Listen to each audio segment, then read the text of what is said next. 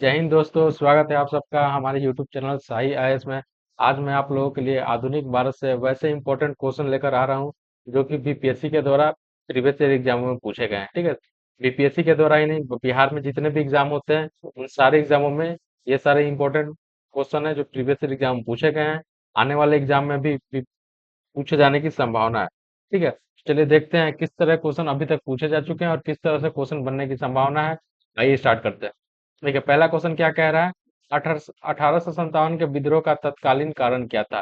यानी कि 1857 का जो विद्रोह हुआ था उसका तत्कालीन कारण के बारे में पूछा जा रहा है। ठीक है, वैसे कारण तो बहुत सारे थे, राजनीतिक कारण थे, ठीक है, प्रशासनिक कारण थे, ठीक है, कई सारे कारण थे, कल्चरल कारण थे, सांस्कृतिक कारण थे। ठीक, लेकिन आपको उस समय का तत्कालीन कारण के बारे में पूछा जा रहा है। ठीक, चलिए देखिए ऑप्शन क्या क्या है आपका।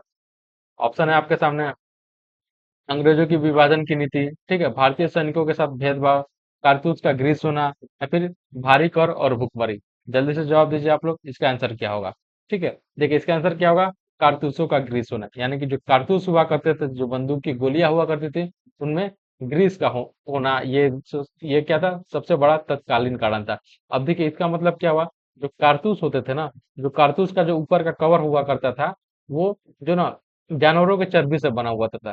ठीक, कुछ कुछ जो कारतूस होते थे वो गाय की चर्बी से बने हुए थे, कुछ कारतूस जो थे वो सुअर की चर्बी से बने हुए थे। ठीक है, तो इसका जो गाय है जो है वो हिंदुओं के लिए पवित्र हुआ करती थी, और सुअर जो है वो मुसलमानों के लिए, उन वो उसको अच्छा नहीं मानते थे, इसलिए ये जो है ना, ये तत्कालीन कारण बना 1857 के विद्रोह का। देखिए, 1857 के विद्रोह का तत्कालीन कारण नई इनफील्ड राइफल के कारतूसों का ग्रीस होना।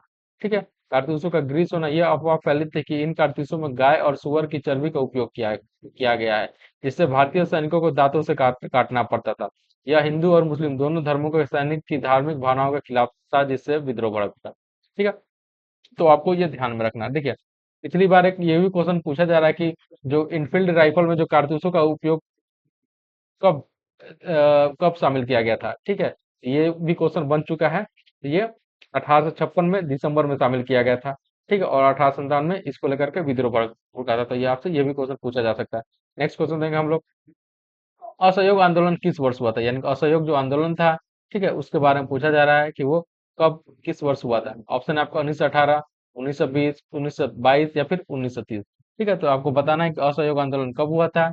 ठीक है, जल्दी से बताइए कब हुआ था असहयोग आंदोलन। देखिए, असहयोग आंदोलन जो हुआ था वो हुआ था 1920 में, यानी कि 1920 में असहयोग आंदोलन स्टार्ट किया गया था महात्मा गांधी जी के द्वारा। ठीक है, चलिए देखें, असहयोग आंदोलन महात्मा गांधी द्वारा 1920 में शुरू किया गया था। इस आंदोलन का उद्देश्य ब्रिटिश शासन के खिलाफ असहयोग करना था, यानी कि ब्रिटिश शासन के खिलाफ असहयोग करना था, यानी कि ब्रिटिश शासन के खिलाफ किसी भी तरह का कोई हम सहयोग नहीं करेंगे, प्रशासन को लेकर के, ठीक है, सामाजिक मुद्दों को लेकर के, ठीक है, जिसमें सरकारी नौकरियां, स्कूल, कॉलेज और न्यायालयों का बहिष्कार करना था। यानी कि जो भी सरकारी नौकरियां है, स्कूल, कॉलेज है, उन सबका बहिष्कार करना था। यानी कि जो स्टूडेंट है वो स्कूल, कॉलेज नहीं जाएंगे, जो कर्मचारी है वो अपनी नौकरी नहीं करेंगे, अपना जो उनका कार्य है वो अच्छे से नहीं करेंगे। ये सब असहयोग आंदोलन, जिसको नॉन कॉपरेशन मूवमेंट भी कहा जाता है। ठीक है, देखिए आपको हिंदी और इंग्लिश दोनों नाम जानना, दोनों टर्म को जानना चाहिए, क्योंकि कभी कभी क्या होता है ना, जो एग्जाम में क्या होता है ना कि उसका ट्रांसलेट करके वो लोग नहीं देते हैं, आपसे नॉन नॉन कॉपरेशन मूवमेंट पूछ देंगे। ठीक है, अब आप कंफ्यूज हो जाएंगे, भाई हमने तो असहयोग आंदोलन पढ़ा है, इसमें नॉन कॉपरेशन के बारे में हमने कहीं पढ़ा ही नहीं है। इसलिए आपको हिंदी के साथ साथ अंग्रेजी दोनों टर्म आपके लिए जानना बहुत जरूरी है। ठीक है, देखिए, सविनय अवज्ञा आंदोलन का नेतृत्व किसने किया। सविनय अवज्ञा आंदोलन के बारे में पूछा, यानी कि सिविल डिसोबीडियंस मूवमेंट के बारे में पूछा जा रहा है। ठीक है, तो सविनय अवज्ञा आंदोलन का नेतृत्व किसने किया था। ऑप्शन है आपके सामने, जवाहरलाल नेहरू, सरदार पटेल, महात्मा गांधी या फिर सुभाष चंद्र बोस। जल्दी से जवाब दीजिए आप लोग, 5 सेकंड का समय आपके सामने। ठीक है, देखिए इसका आंसर क्या हो जाएगा। सविनय अवज्ञा आंदोलन का नेतृत्व किसके द्वारा किया गया था, तो महात्मा गांधी के द्वारा। ठीक है, इसका ऑप्शन सी हो जाएगा। ठीक, तो देखिए, सविनय अवज्ञा आंदोलन से महात्मा गांधी ने नमक कानून को तोड़ा था। ठीक है, देखिए, सविनय अवज्ञा आंदोलन का नेतृत्व महात्मा गांधी ने किया। यह आंदोलन 1930 में नमक सत्याग्रह से शुरू हुआ, तो दांडी मार्च जिसको हम लोग कहते हैं। ठीक है, जो महात्मा गांधी जी के द्वारा द्वारा शुरू हुआ था, दांडी से लेकर के साबरमती आश्रम तक, सॉरी, साबरमती आश्रम से लेकर के दांडी तक उन्होंने यात्रा जो किया था, उसी में उन्होंने क्या किया था, वो जो नमक, जो समुद्र का जो पानी था उसे उन्होंने नमक बनाकर ब्रिटिश कानून का उल्लंघन किया था। ये चीज भी आपको ध्यान में रखना है। ठीक है, चलिए नेक्स्ट देखेंगे हम लोग। लॉर्ड कर्जन ने निम्नलिखित में से कौन सा कार्य किया, यानी कि लॉर्ड कर्जन के बारे में पूछा जा रहा है, उनके समय कौन सा कार्य किया गया था, चलिए देखेंगे।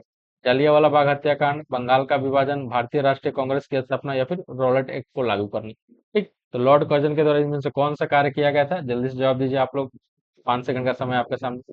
देखिए, लॉर्ड कर्जन के द्वारा बंगाल का विभाजन किया गया था। देखिए, 1905 में क्या था ना कि जो राष्ट्रवाद था ना वो बहुत अपने चरम पे था। ठीक, तो उस राष्ट्रवाद को दमन करने के लिए, राष्ट्रवाद को कंट्रोल करने के लिए, खत्म करने के लिए लॉर्ड कर्जन ने बंगाल को विभाजन कर दिया। ठीक है, 1905 में बंगाल का विभाजन किया गया था लॉर्ड कर्जन के द्वारा।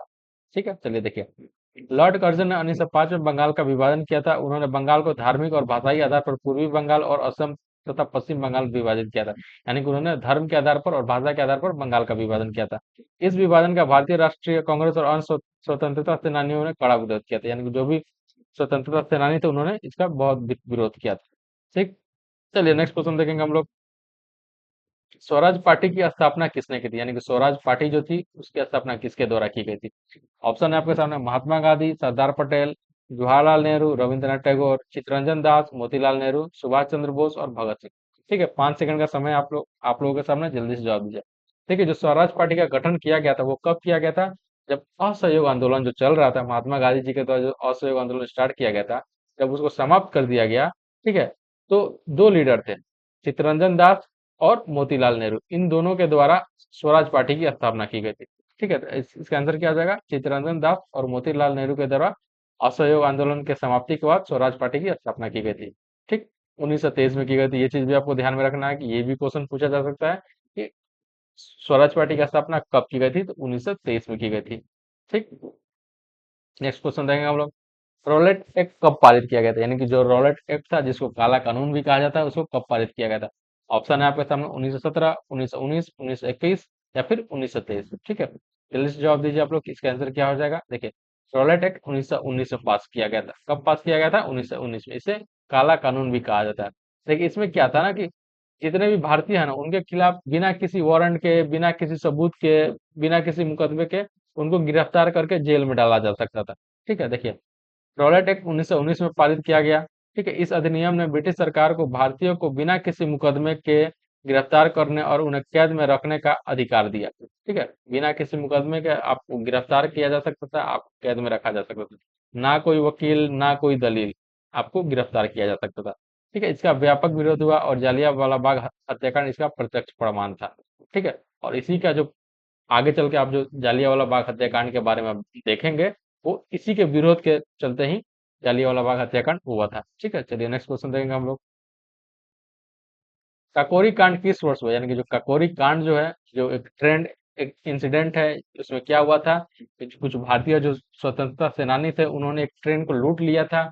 उस ट्रेन में जो ब्रिटिश खजाना था, ठीक है, उसको लूट करके उन लोगों ने अपने जो स्वतंत्रता आंदोलन था उसके लिए उन्होंने उपयोग किया था। तो वो कब हुआ था काकोरी कांड। ऑप्शन है आपके सामने, 1923, 1925, 1927 या फिर 1929। ठीक है, इसका आंसर क्या हो जाएगा, 1925, यानी कि 9 अगस्त 1925 को काकोरी कांड हुआ था। ठीक है, चलिए देखते हैं इसमें क्या है। देखिए,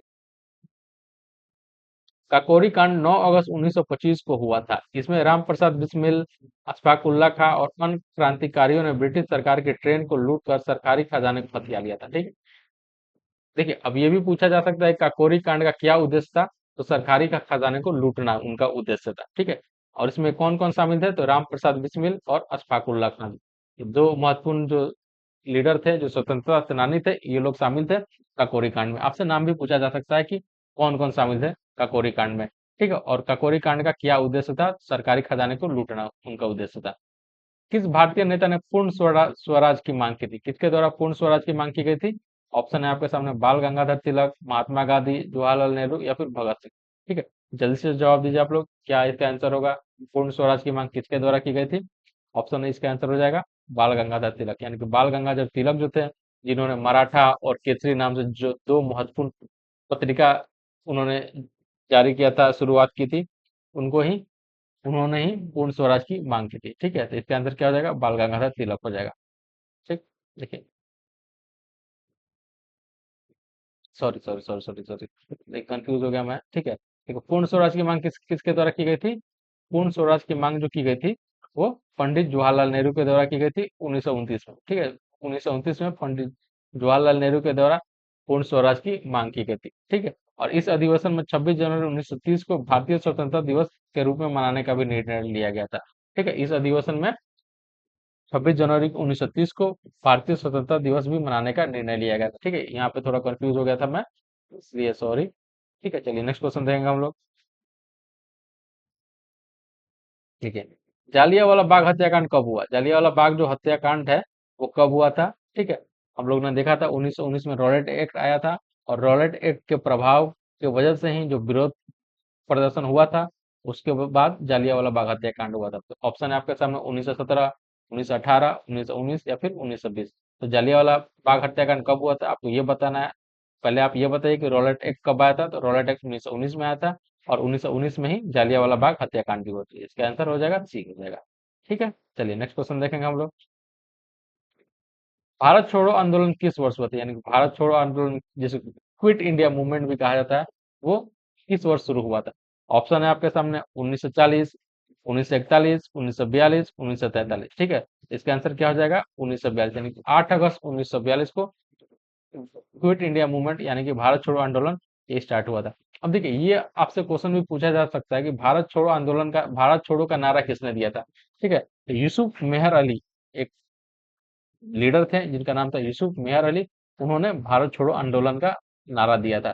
ठीक है, भारत छोड़ो का नारा दिया था। तो आपसे ये क्वेश्चन भी पूछा जा सकता है कि भारत छोड़ो का नारा किसके द्वारा दिया गया था? तो यूसुफ मेहर अली के द्वारा दिया गया था। आपको ये नाम भी याद रखना है। ठीक है, चलिए नेक्स्ट क्वेश्चन देखेंगे हम लोग। अब देखिए, भारत छोड़ो आंदोलन को अगस्त क्रांति के नाम से भी जाना जाता है। तो आपसे ये भी पूछा जा सकता है किस आंदोलन को अगस्त क्रांति के नाम से जाना जाता है। ठीक, ये चीज भी आपको छोटे छोटे जो पॉइंट है, जो फैक्ट्स है, ये चीज भी आपको ध्यान में रखना है, ताकि एग्जाम में आपको क्वेश्चन गलत देखिए, क्वेश्चन जो किसी भी तरह घुमा फिरा के पूछा जा सकता है। ठीक है, अब देखिए यहाँ पे क्वेश्चन क्या है, भारतीय राष्ट्रीय कांग्रेस का पहला अधिवेशन कहाँ हुआ था? ठीक है, ये पूछा जा रहा है कहाँ हुआ था। आपसे ये भी पूछा जा सकता है कब हुआ था। ठीक है, यह भी पूछा जा सकता है भारतीय राष्ट्रीय कांग्रेस का पहला अधिवेशन का अध्यक्ष कौन था। इस तरह से भी क्वेश्चन पूछे जाते हैं, यानी कि एक फैक्ट से कई सारे क्वेश्चन बन सकते हैं। यहाँ पे फिलहाल क्या है, कहाँ हुआ था, आपसे जगह के बारे में पूछा जा रहा है। ऑप्शन है आपका बॉम्बे, कोलकाता, मद्रास या फिर लखनऊ। ठीक है, तो यहाँ पे कहाँ के बारे में पूछा जा रहा है, तो कहाँ हुआ था? तो बॉम्बे में हुआ था। अगर आपसे ये पूछा जाता है कब हुआ था, तो 1885 में हुआ था। कब हुआ था? तो 1885 में हुआ था। ठीक है, और इसकी अध्यक्षता किसके द्वारा की गई थी? चलिए, अध्यक्षता की गई थी व्योमेश चंद्र बनर्जी के द्वारा। देखिए, भारतीय राष्ट्रीय कांग्रेस का पहला अधिवेशन 1885 में बॉम्बे, जिसे आज के समय मुंबई कहा जाता है, वहां पे हुआ था। और इस अधिवेशन की अध्यक्षता व्योमेश चंद्र बनर्जी के द्वारा की गई थी। किसके द्वारा की गई थी? व्योमेश चंद्र बनर्जी, WC बनर्जी के द्वारा की गई थी। आपको ये नाम भी याद रखना है कि भारतीय राष्ट्रीय कांग्रेस की अध्यक्षता व्योमेश चंद्र बनर्जी के द्वारा की गई थी। ठीक है, चलिए नेक्स्ट क्वेश्चन देखेंगे हम लोग। साइमन कमीशन का भारत आगमन किस वर्ष हुआ? यानी कि जो साइमन कमीशन है वो भारत कब आया था?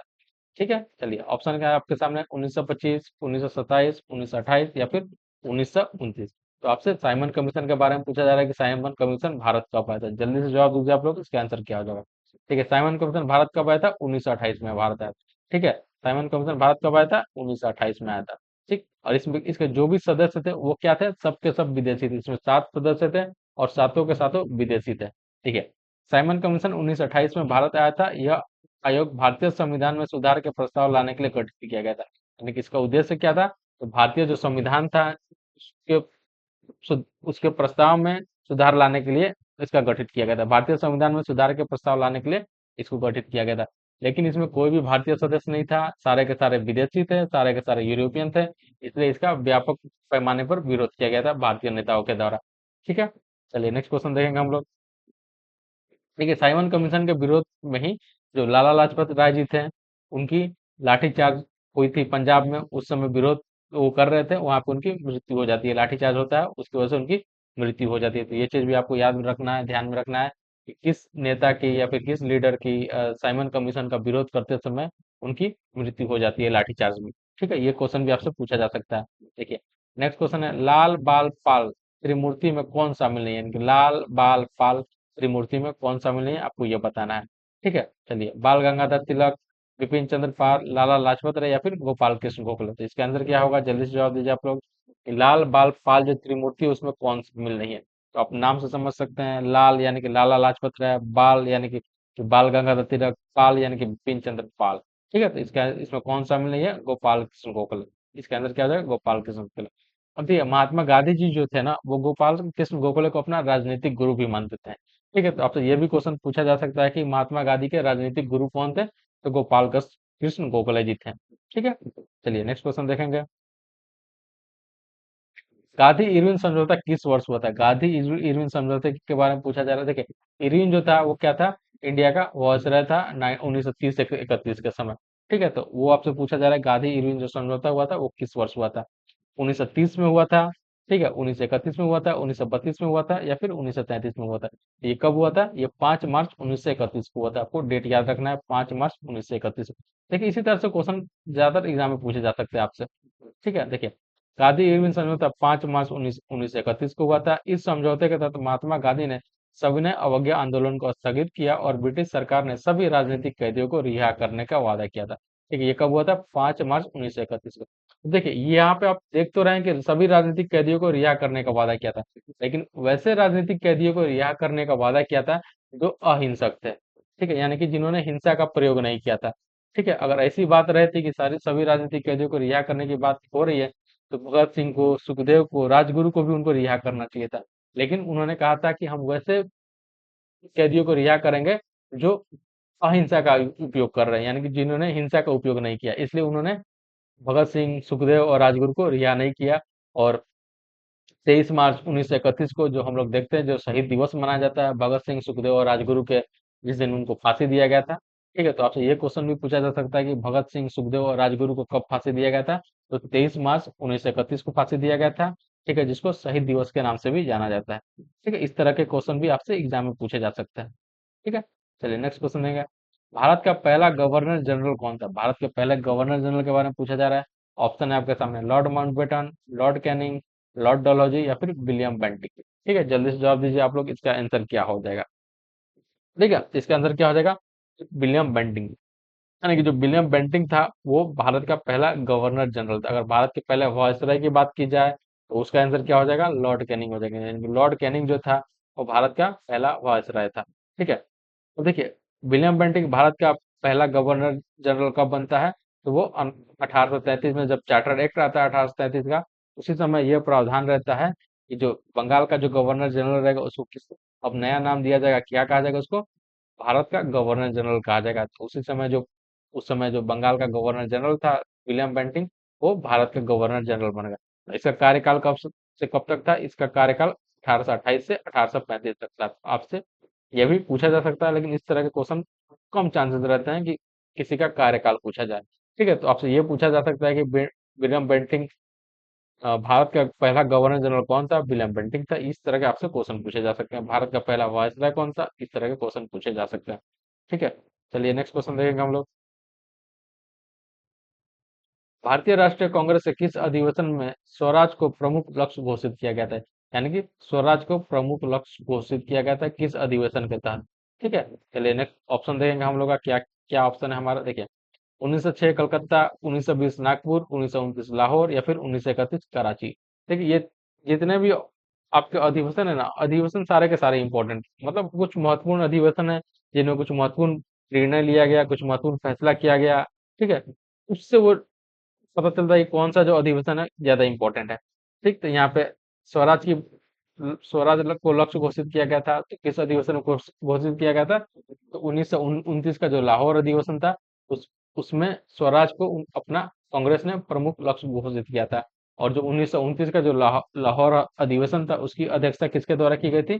उसकी अध्यक्षता पंडित जवाहरलाल नेहरू के द्वारा की गई थी। ठीक है, और इसी में निर्णय लिया गया था कि अगले साल यानी कि 26 जनवरी को हम लोग अपने देश का जो तिरंगा झंडा है उसको फहराएंगे, और हर एक 26 जनवरी को स्वतंत्रता दिवस हम लोग मनाएंगे। ठीक है, तो ये चीज भी आपको ध्यान में रखना है।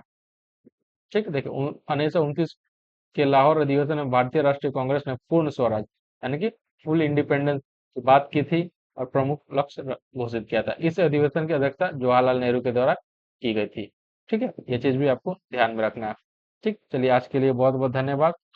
अगर आप हमारे इस आपको अच्छा लग रहा है, हमारे जो भी क्वेश्चन है, जो भी एमसीक्यू है, अगर आपको अच्छा लग रहा है, अगर ये आपके लिए इम्पोर्टेंट साबित हो रहे हैं, तो आप हमारे चैनल को सब्सक्राइब कीजिए और लाइक कीजिए। ठीक है, आज के लिए बहुत बहुत धन्यवाद। बहुत जल्द मिलेंगे हम लोग अपने नए टॉपिक के साथ, कुछ नए क्वेश्चन के साथ। तब तक के लिए पढ़ते रहिए। जय हिंद।